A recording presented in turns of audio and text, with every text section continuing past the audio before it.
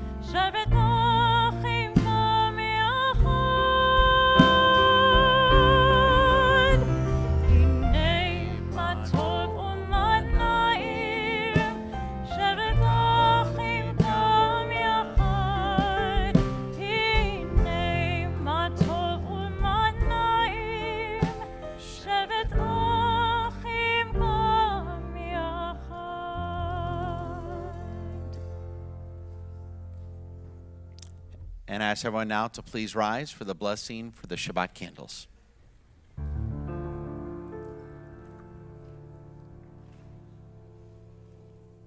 Baruch atah Adonai Eloheinu melech haolam asher kitshanu b'mitzvotav v'tzivonu lechadik ner shel Shabbat.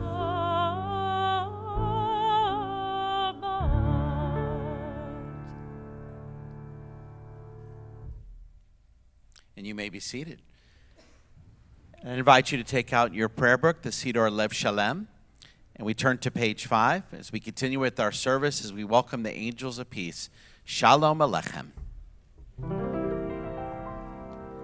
Shalom Aleichem, Malachei Asharet, Malachei Elyon,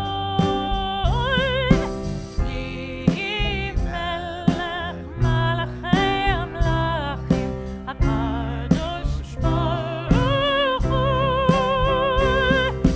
Borachem L'Shalom, Malachei Ashalom, Malachei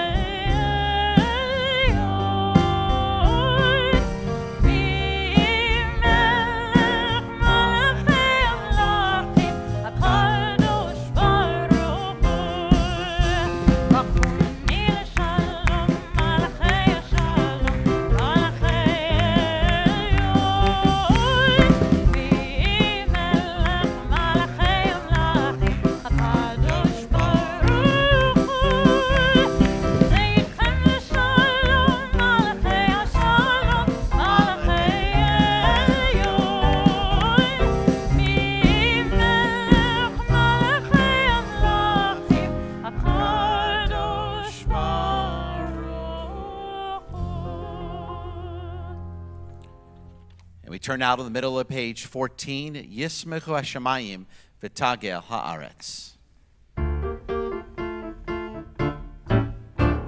Yismechu Hashemayim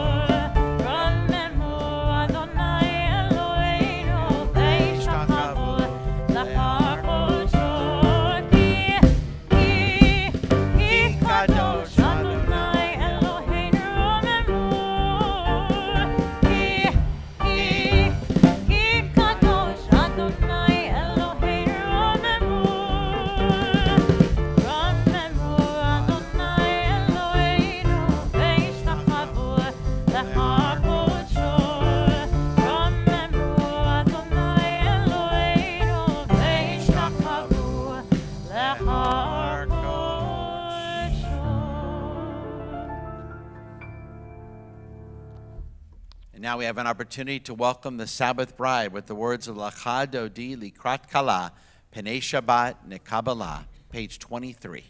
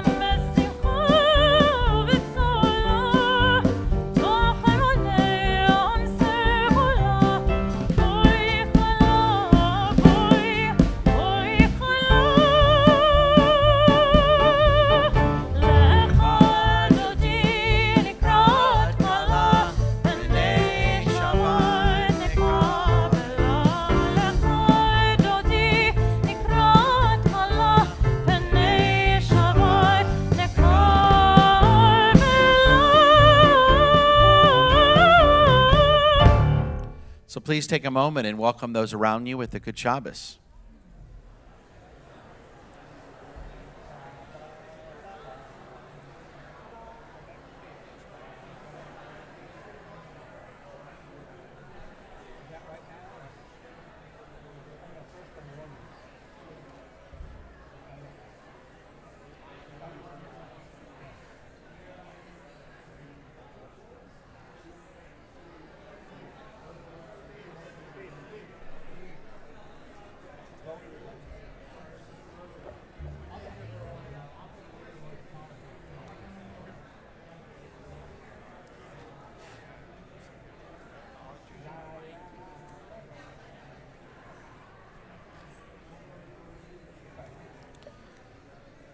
And now we invite all those in mourning to remain standing for the words of the mourner's Kaddish, which is found in our prayer book on page 30. Yitzgadal v'yikadash shemei rabbah v'yamad divrach yiruteh v'yamlik malchuteh v'chayechon v'yomechon v'chayeh dekol beit Yisrael ba'agala v'zman kari v'yimru amen. Yehi shmei rabbah mevorach leolam omei amaya yitzbarach v'yishtabach har v'yitraman v'yitnaseh v'yitadar v'yitaleh v'yitalal shemei dekedusha b'rechu Le'ela minkol berchata v'shirata tishbechata v'nechemata damiram b'yama v'yimru amen. Yehi shlama rabba min shemaya v'chayim aleinu v'yakol Yisrael v'yimru amen. Osei shalom b'mromav hu ya'aseh shalom aleinu v'yakol Yisrael v'yimru amen. And now I ask everyone to please rise for the Baruch Hu, page 39.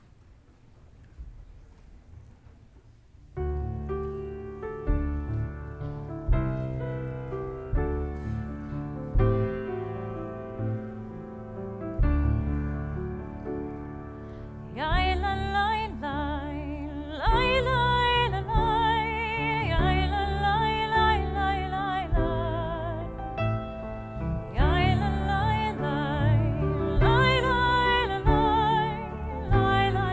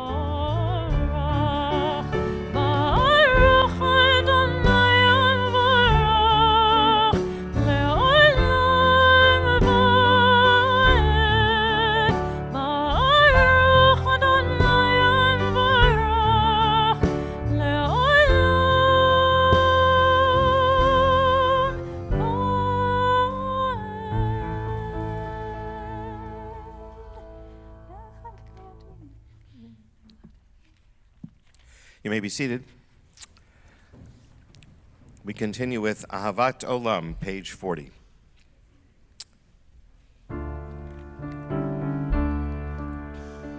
אהבת עולם, בית ישראל,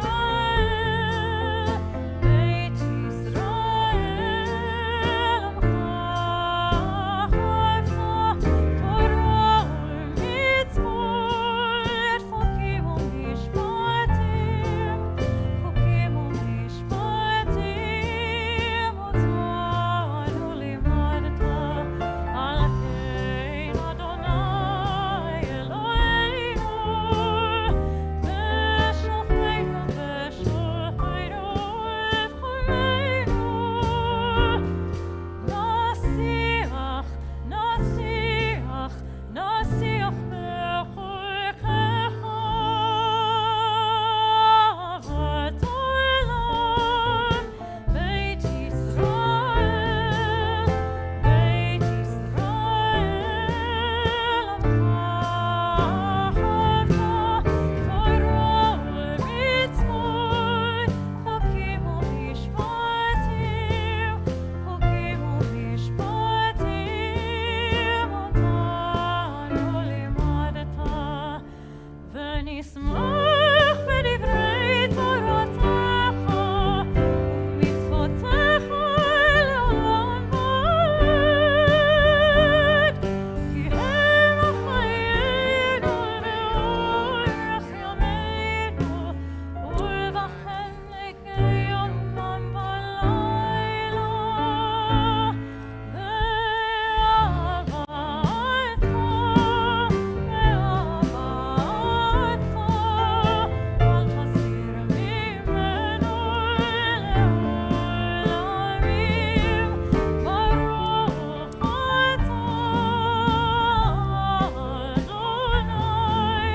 אוהב עמו ישראל. שמע ישראל, אדוני אלוהינו, אדוני אחד. ואהבת את אדוני אלוהיך בכל לבבך ובכל נפשך ובכל מאודך, והיו הדברים האלה אשר אנוכי מצווך היום על לבבך, ושיננת על לבניך, ודיברת בם בשבתך בביתך ובלכתך בדרך, ושוכבך ובקומך, וקשרתם לעוד על ידיך, והיו לטוטפות בין עיניך, וכתבתם על מזוזות ביתך ובישעריך. We continue silently in Hebrew or English to the bottom of page 42.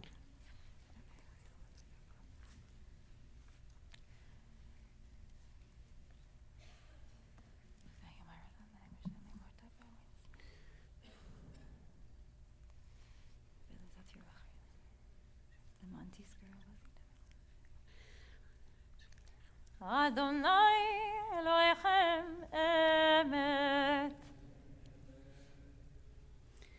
Who is like you, Adonai, among the mighty? Who is like you, adorned in holiness, revered in praise, working wonders? Mi Chamocha, page 44. ומחוצוי ברצון קיבלו עליהם, משה מרימו בני ישראל,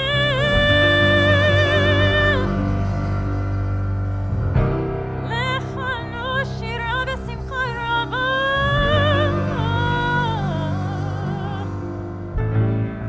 ואמרו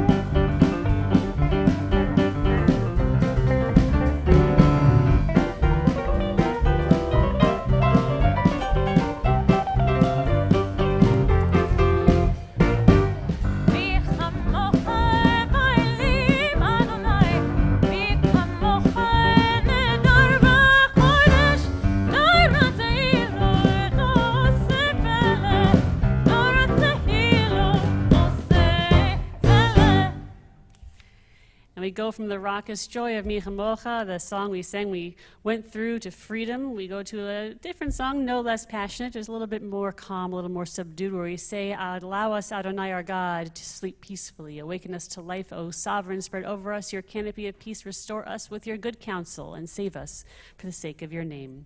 Hashkivenu, we begin on page 45.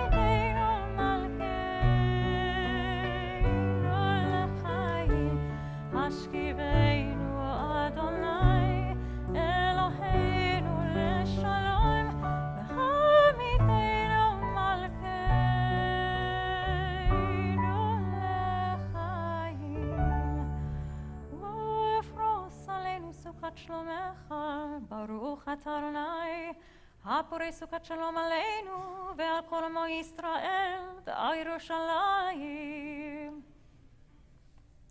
And now let's continue on the next page. Vishamru V'nei Yisrael, the top of page 46. Shabbat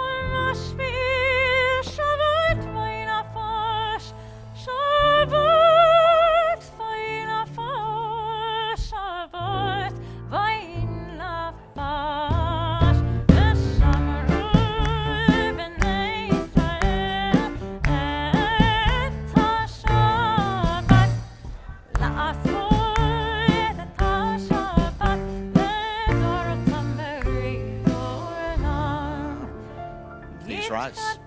ויתקדש שמי רבה, בעלמא דברה קירותי וימליך מלכותי, בחייכון וביומכון, ובחיי לכל בית ישראל, בעגלה,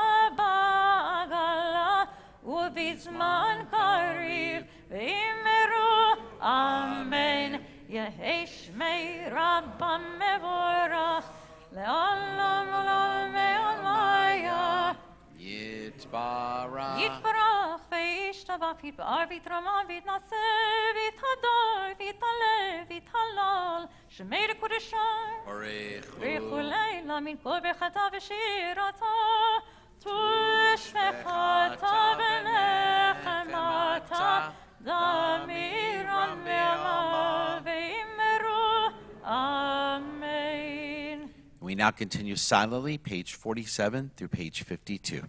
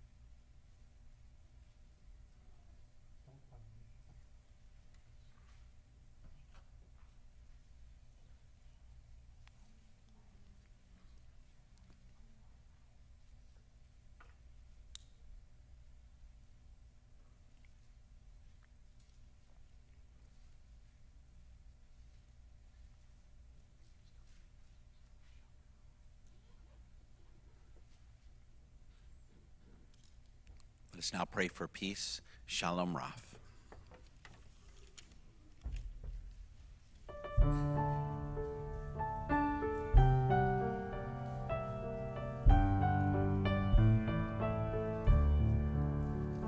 Shalom Rav Yisrael Amcha Tasim Le'olam V'Shalom Rav Al Chol Yoshvei Tevel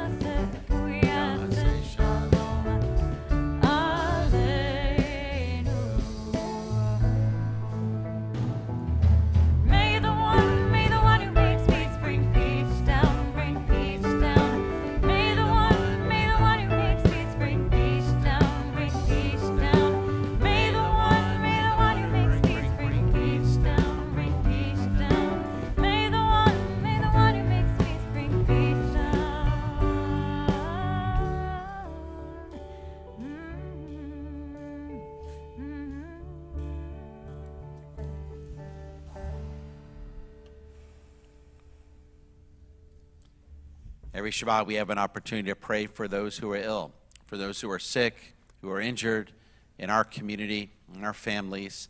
And of course we think of those in Israel, IDF soldiers, victims of terrorism, innocents. We think of them. May our prayers be with them and the hostages, of course. May they be released soon. As we offer a prayer of healing, as the cantor leads us in a Misha Barak prayer.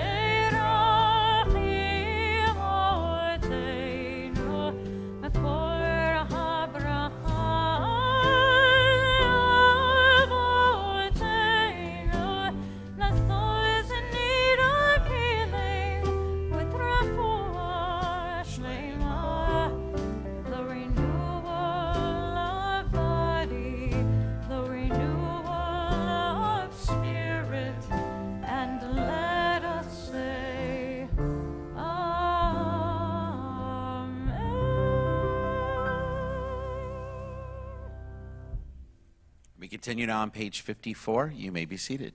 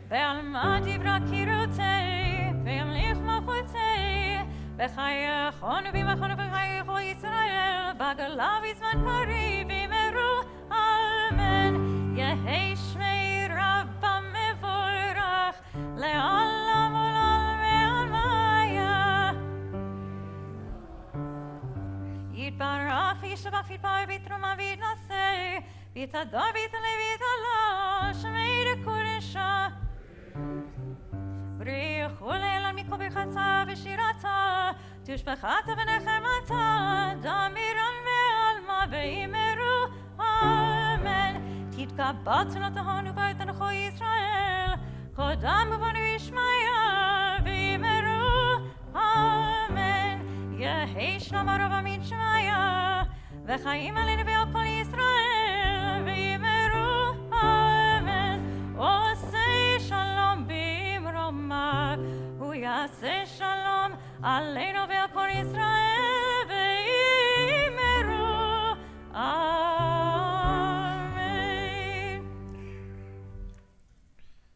This evening I'm honored to introduce Yoram Ettinger. Yoram is a distinguished diplomat, researcher, writer, lecturer, and media commentator whose expertise spans a wide array of topics, including the United States-Israel relations, Middle East affairs, and the Iranian threat to the United States. Yoram's roots in Houston add a special dimension to his insights. He formerly served as Israel's Consul General to the southwestern United States, based here in Houston. And during his many years here, Yoram made many lifelong friends, and it's a pleasure to also welcome many of you tonight in our Beth Yeshurun community and throughout the greater Houston community. Yoram's career includes significant roles, such as Minister for Congressional Affairs at Israel's Embassy in Washington, D.C., where he held the rank of ambassador. He also served as the director of Israel's Government Press Office, managing relations with overseas journalists. In addition to his impressive diplomatic endeavors, Yoram is a prolific writer, publishing the weekly English and Hebrew brief article known as the Ettinger Report. And through this platform, he analyzes topics ranging from U.S.-Israel cooperation to the impact of the Palestinian issue on U.S. interests. His academic background includes management studies at UCLA and a CPA certificate, underscoring his multidisciplinary approach to complex issues. Beyond his professional accomplishments, Yoram treasures his family life. He's happily married and is the proud father and grandfather, with family remaining at the heart of his motivations and inspirations. It's an honor to welcome back our friend, Yoram Ettinger.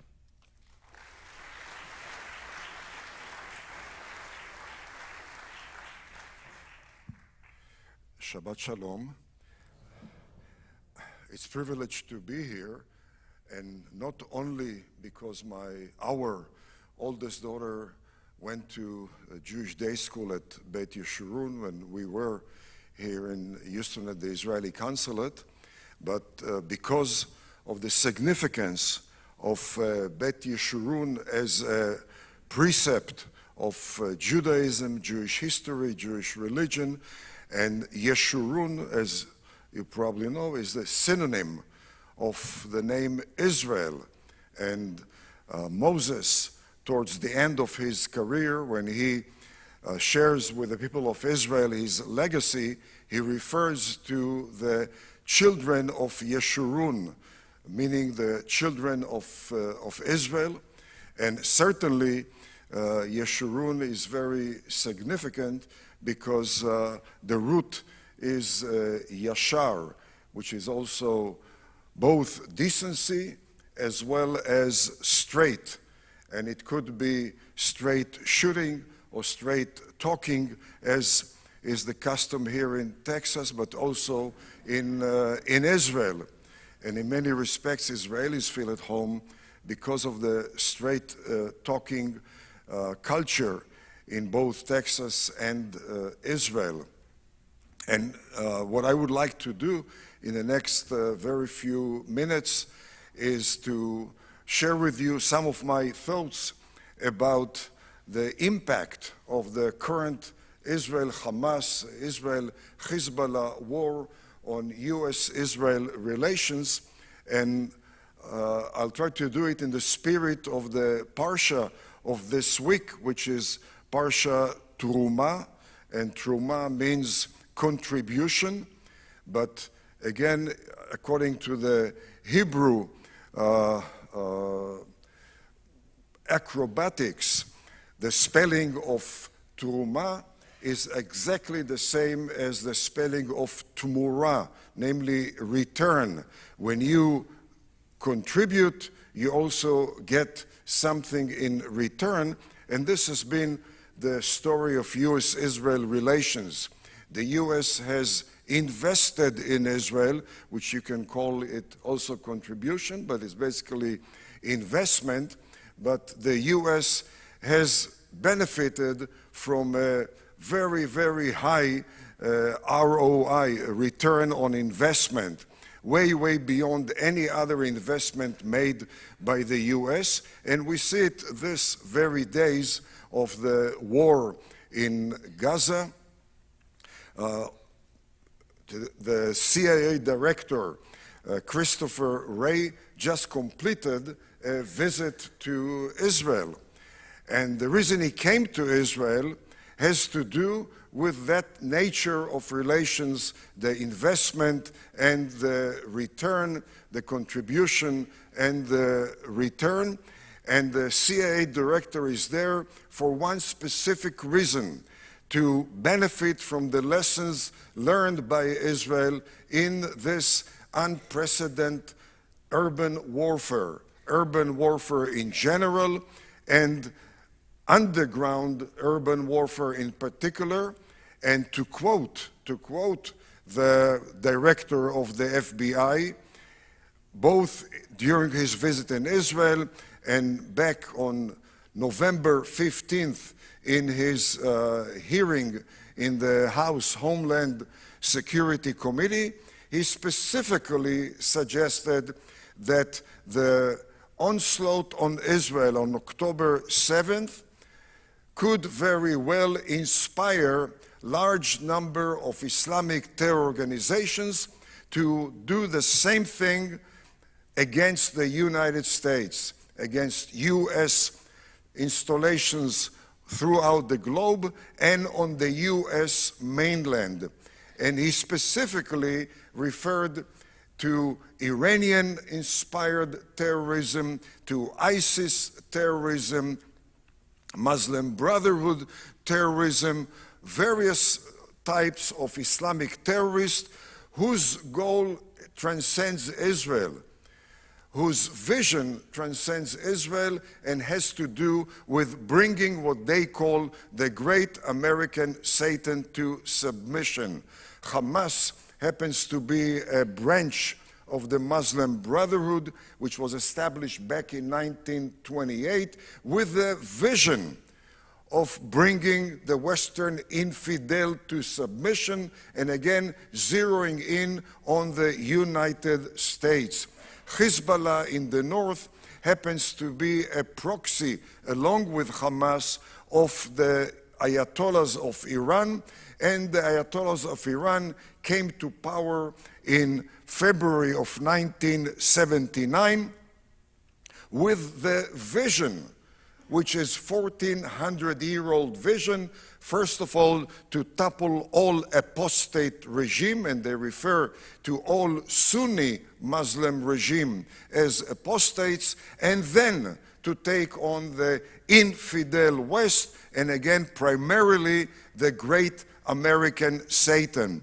Israel is fighting its own war against Hamas and Hezbollah, but that war is in fact a major contribution to the war launched by the Western societies, or the defense launched by Western societies, Western democracies, against the onslaught of Islamic terrorism.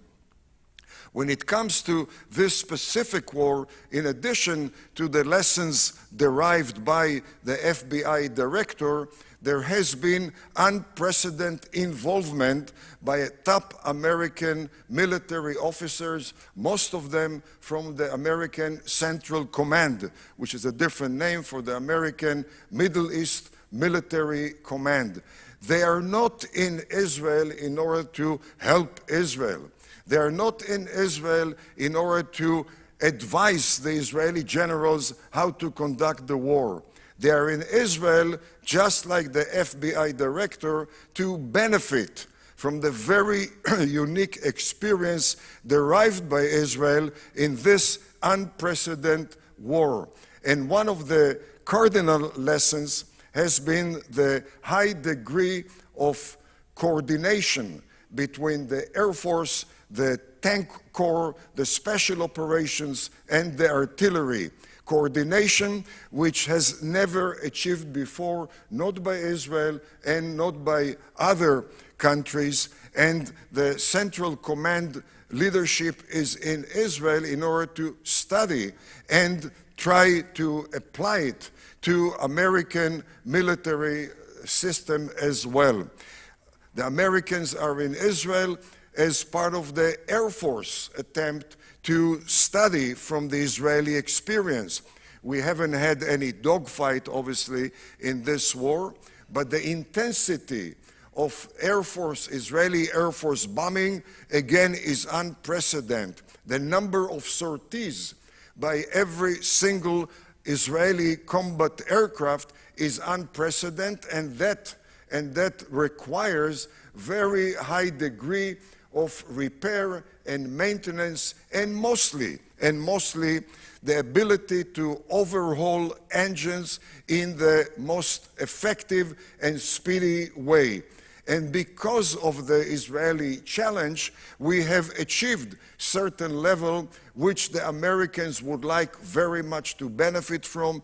And in fact, the Americans are bringing more and more aircraft engines to Israel in order to be overhauled and benefit from, again, the Israeli expertise gained by our unique experience. And certainly, we have had some very, very unique aspect of the war by the involvement of military medics. We never had as many medics as we had before.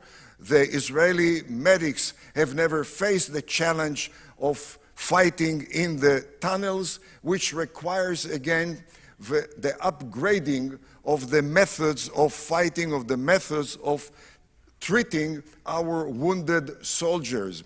As you probably know, many in this case in Gaza, most warriors, fighters in Gaza are reservists.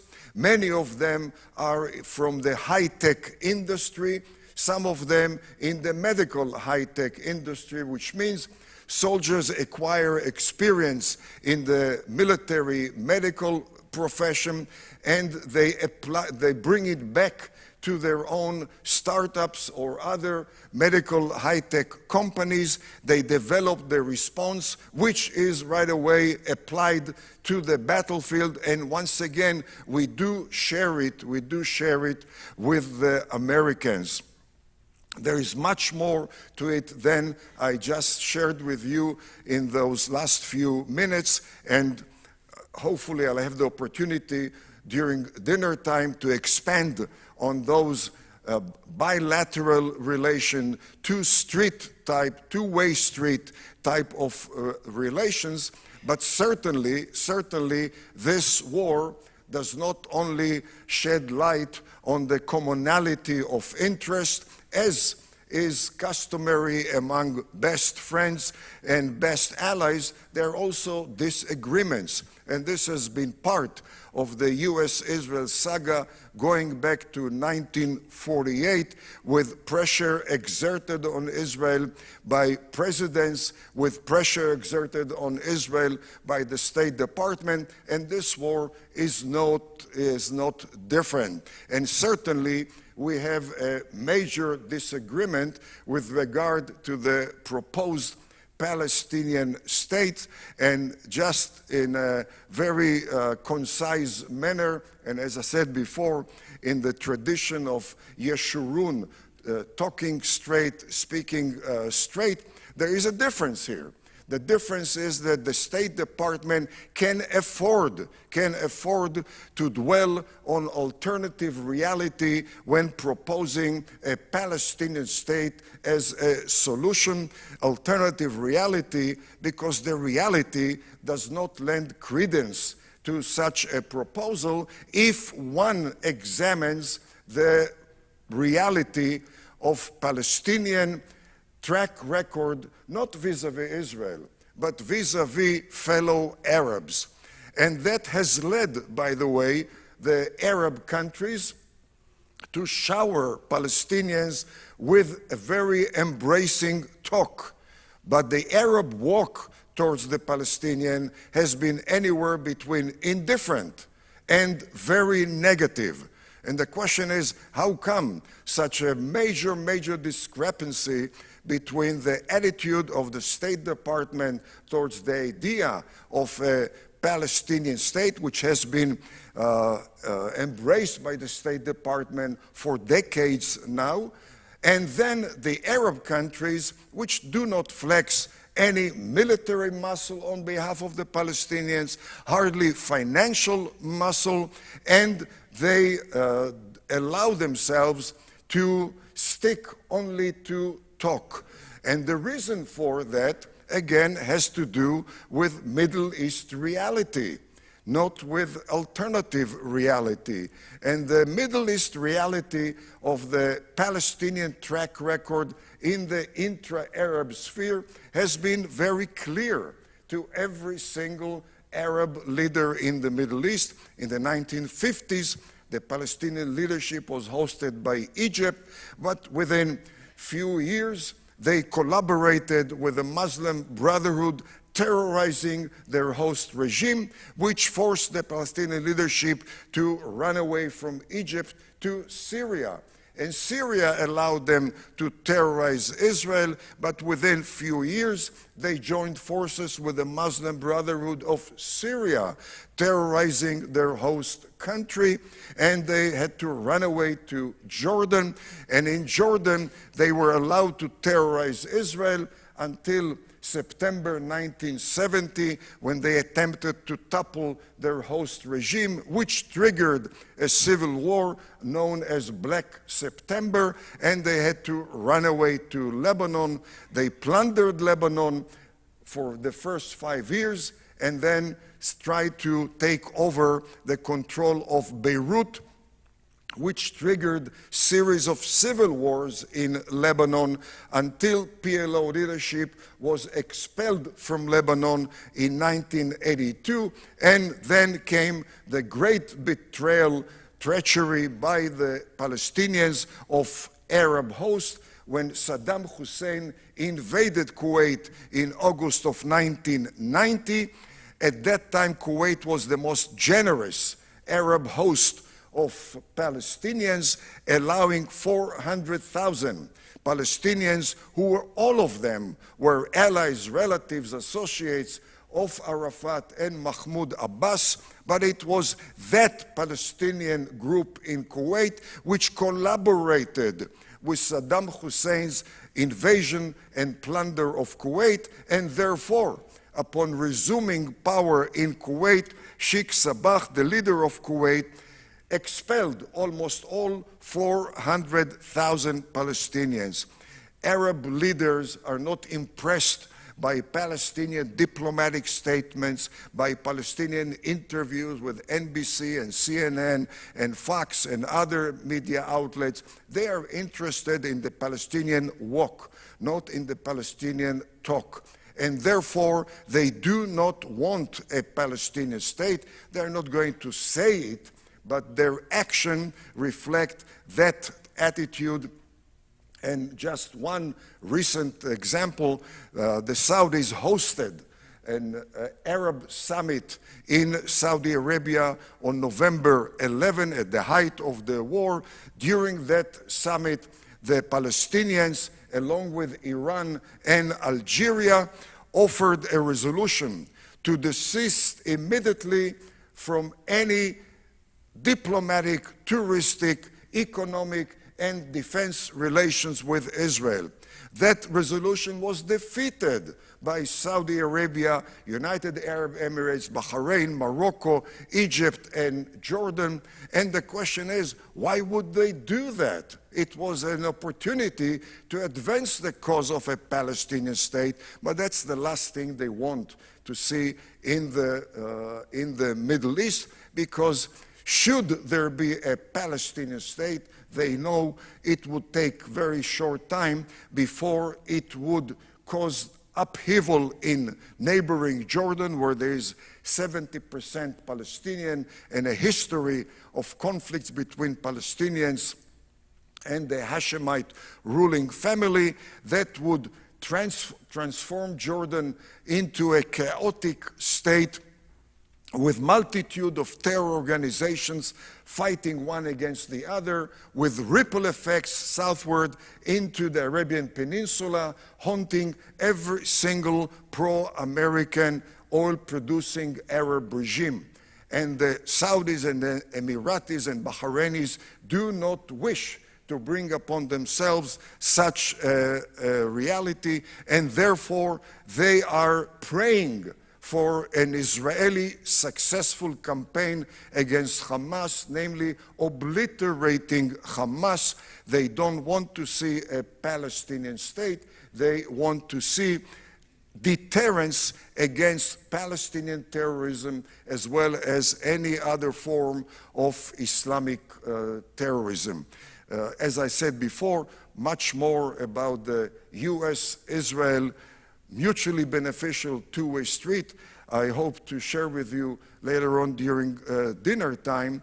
But the bottom line of whatever I said was that it's nothing new to have a conflict between the two administrations. The fact is, there's always been pressure by the U.S. on Israel since 1948, occasionally supply of combat aircraft was suspended, defense agreements were suspended, sometimes protection of Israel by the U.S. in the Security Council in the U.S. was suspended as well. But from 1948 through today, while the pressure has been going on, the cooperation between the two countries has surged to heights which even the most optimistic observer 75 years ago, 60 years ago, 20 or 10 years ago could not have expected. And it has to do with the unique qualities of the Jewish state, military qualities, technological, scientific, educational qualities, as well as the reality of the U.S. in the Middle East, devoid of any effective ally other than Israel. Not NATO and not any Arab country can fill the void left by the U.S. when it gradually withdraws from the Middle East, while extending the strategic arm of the U.S. without requiring a single additional American soldier there. The FBI director understands that. The leaders of the American armed forces understand that. One day the State Department will get it as well. Thank you very much.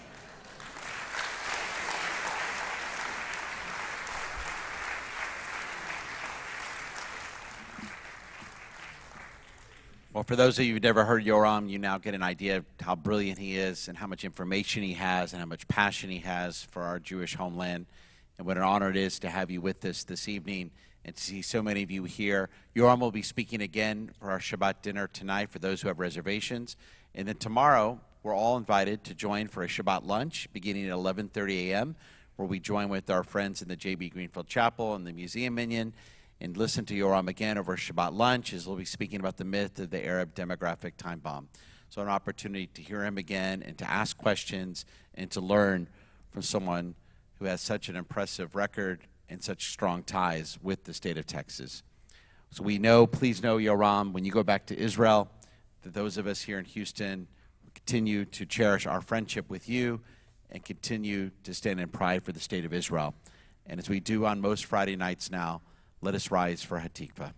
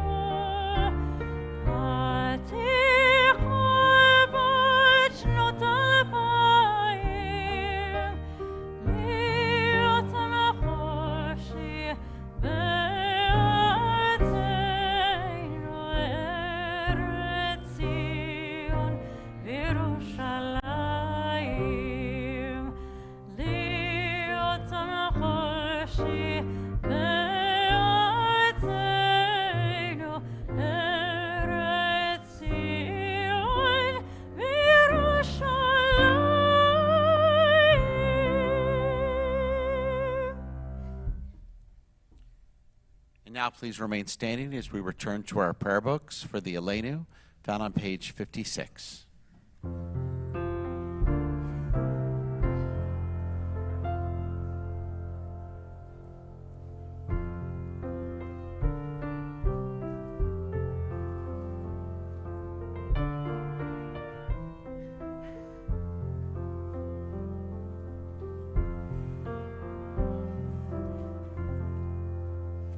עלינו לשבח לאדון הכל, לתת גדולה ליוצא בראשית, שלא עשנו כגויי הארצות, ולא שמנו כמשפחות האדמה, שלא שם חלקנו כהם, וגור עלינו ככל המונם, ואנחנו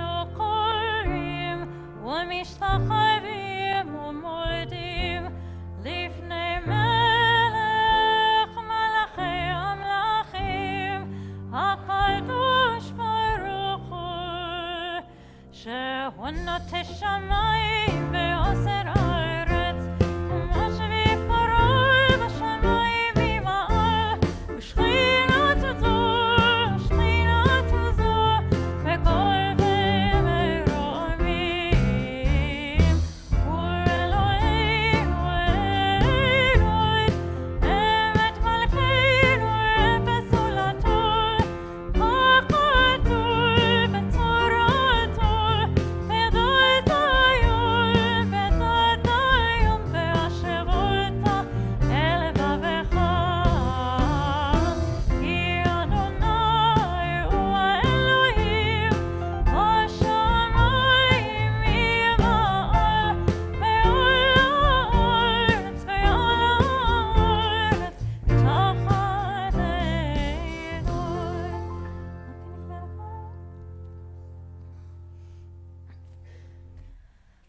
ככתוב בתורתך, אדוני ימלוך לעולם ועד, ונאמר,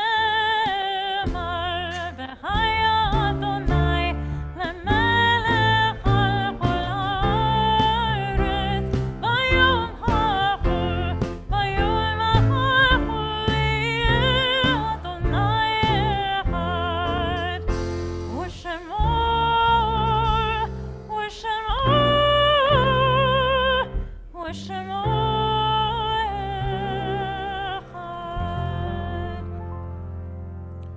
And now we invite all those in mourning to remain standing for the words of the mourner's Kaddish. And this week at Beth Yeshurun, we offer condolences to the families of Rosalie Halpin, Jack Arnold Weingarten, Sidney Warren Krams, Danny Carson, and Danielle Tobias. Page 58. Yitzgadal v'yikadash shemei rabbah, v'yalmad divrach yiruteh v'yamlich machuteh, v'chayechon v'yomechon v'chayeh dechol beit Yisrael, v'agala v'zman kari v'yimru amen. Yehei shmei rabbah mevorach le'olam amei amaya. Yitzbarach v'yishtabach v'yitzba'ar v'yitromam v'yitnaseh, v'yitadar v'yitalev v'yitalal shemei dekudusha brechu. Le'ela min kol berchata v'shirata, tushbechata v'nechemata, damiram b'yama v'yimru amen. Yehei shlama rabba min shemaya, v'chayim aleinu v'yakol Yisrael, v'yimru amen. Oseh shalom b'mramav, hu yaseh shalom, aleinu v'yakol Yisrael, v'yimru amen. Wonderful anniversaries to celebrate this evening. First, celebrating their first wedding anniversary, our friends Miles and Hannah Shah. Mazel tov. And I'll ask our couples to remain standing. I'll bless all of you at the end. We have so many nice couples this evening. And Miles and Hannah, what a great year it's been for you. This past winter, you went on a wonderful trip to Hawaii and enjoyed time together in such a beautiful place. It's great to be with you again this evening. Felt like yesterday we were underneath the chuppah. And tonight, as you celebrate 1 year of marriage and many more to come. Mazel tov. Celebrating their 9th wedding anniversary, Rachel and Levi Strauss. Mazel tov. And this year's highlight, of course, was chairing the Beth Yeshurun Day School Gala, which was 2 weeks ago, which was a tremendous success. And only more blessings with your beautiful children. And Rachel, we wish you refuah shlema, complete healing from your leg, and only more blessings. You celebrate 9 years of marriage. Mazel tov. Celebrating 16 years of marriage, Rochelle and Ernie Hernandez. Mazel tov. And the great things from this past year is your son's bowling team came in first place, and your daughter made it to the top band at her school. And they both advancing in Brazilian Jiu-Jitsu, and Marina's competing in her first tournament in just 1 week. Happy 16 years of marriage and many more to come. Mazel tov. Celebrating their 28th year of marriage, Lenora Noritsky and Frank Inselbach. Mazel tov. And so I asked you, what's one blessing from this past year? And you said it was your children, Elon and Isaac, who've now become adults. And you feel very blessed to know that they're each other's best friends. And they bring you and your entire family renewal each day that's demonstrated with their genuine love for each other. Happy 28th anniversary and many more good years to come. Mazel tov. Celebrating their 37th year of marriage, our wonderful B'nai Mitzvah coordinator, Sarah Ellen, and her husband, Hugh Kaiser. Mazel tov. Slide this year is when you went on our Beth Yeshurun trip to Israel, when we had a wonderful time together, and you just returned from a cruise to celebrate your anniversary, and you're looking forward to your younger son Matthew's wedding this fall. Only more simchas as you celebrate 37 years of marriage. Mazel tov. Also celebrating 37 years, Carol and David Nider. Mazel tov. And also, one good thing this past year is we also had a blessing of having you on our Israel trip. This past summer, our Beth Yeshurun mission. It was such a joy to have so many of us together with the cantor and myself this past summer. And as always, you enjoy your 4 grandchildren, traveling and being with so many family and friends. Only continued blessings as well as you celebrate 37 years of marriage. Mazel tov. And our last anniversary, celebrating 6 decades of marriage. Unfortunately, they couldn't be with us tonight, but they're watching us this evening. Joan and Louis Katz. Mazel tov. Joan and Louis, only blessings and refuah shlema, complete healing. In this past year, your granddaughter got married, and only more simchas. And for all our couples celebrating their anniversary this evening, may God bless you with continued peace and happiness and health, and many, many more anniversaries to come in the years ahead. Mazel tov on your wedding anniversary. Now, we also have another wonderful simcha that I wanted to announce this evening. One of our members turned 94 this week. She's a Holocaust survivor, and she's the proud mother of one daughter, Martine Levine, and she's 4 sons, a grandmother to 6 grandchildren.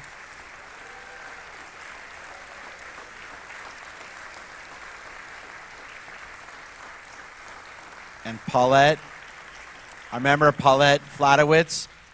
It's an honor to bless you for your birthday this evening. You have 6 grandchildren, and you're a great-grandmother to 3 great-grandchildren. And one of them is here tonight from New York, Adele, who's with her father, Jeff. Jeff, it's good to have you back growing up here. It's good to have you back from New York. We're now with your daughter, and we wish your grandmother, Paulette, happy 94th birthday as the cantor leads us, and happy birthday. Happy birthday to you. Happy birthday to you. Happy birthday, Paulette. 94. Happy birthday to you. Yom Huledet Sameach. Yom Huledet Sameach. Yom Huledet Sameach. Yom Huledet Sameach. Many more. So a few other welcomes. I want to welcome, it's always a pleasure to have my parents here from Dallas, Larry and Shirley Strauss. And this time they are with my aunt, Nancy Lewis from Princeton, New Jersey, along with her daughter, my first cousin, who's also a rabbi in the Washington, D.C. area, my cousin Annie Lewis, along with her daughter, Zohar. So welcome. It's great to have you with us, of course. And I want to welcome 2 friends that came this evening, 2 friends of the Jewish people in the state of Israel, Pastor Becky Keenan and Pastor Robbie Dean. Robbie and Becky, will you stand up for just a moment?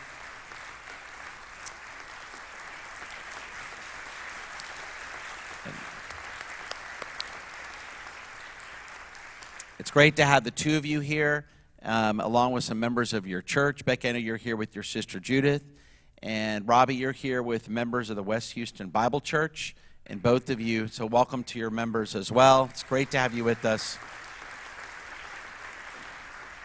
We thank you for your friendship and your love for Israel and support for the Jewish community in this difficult time.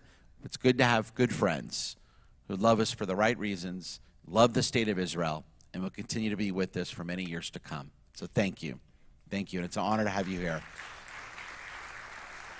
There's many, many exciting things coming up. I invite you to look at your announcement sheet. Just 2 announcements I did want to make is, of course, we're still having registration open for our Solidarity Mission to Israel this summer. We'd love to have you.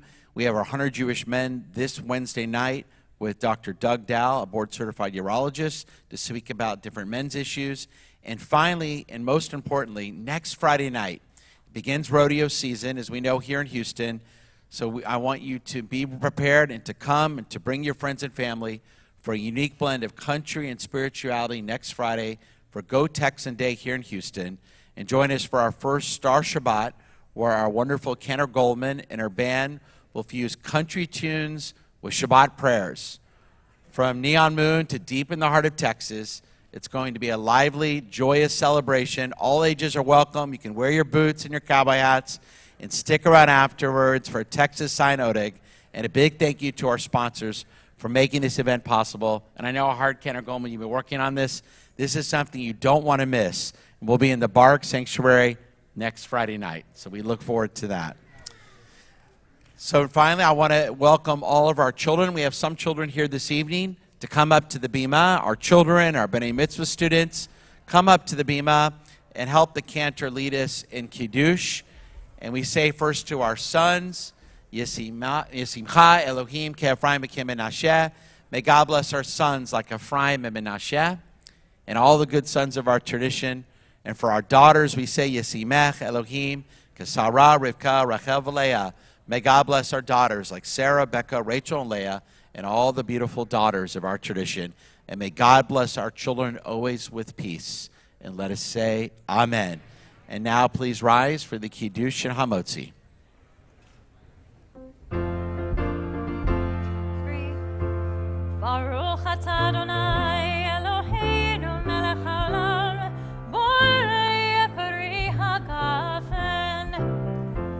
Baruch atah Adonai Eloheinu melech haolam, asher kitshanu b'mitzvotav v'ratzavanu, v'shabbat kodsho be'ava uvratzon hinchilanu, zikaron l'masei v'reishit, ki hu yom techila l'mikra'e kodesh, zecher l'tziat Mitzrayim, ki vanu v'charta v'tanu kirashta mikol amim, v'shabbat kodshecha ve'achava uvratzon hinchaltanu. Baruch atah Adonai mekadesh haShabbat l'chaim. Baruch atah Adonai Eloheinu melech haolam, hamotzi lechem min haaretz. Good Shabbos.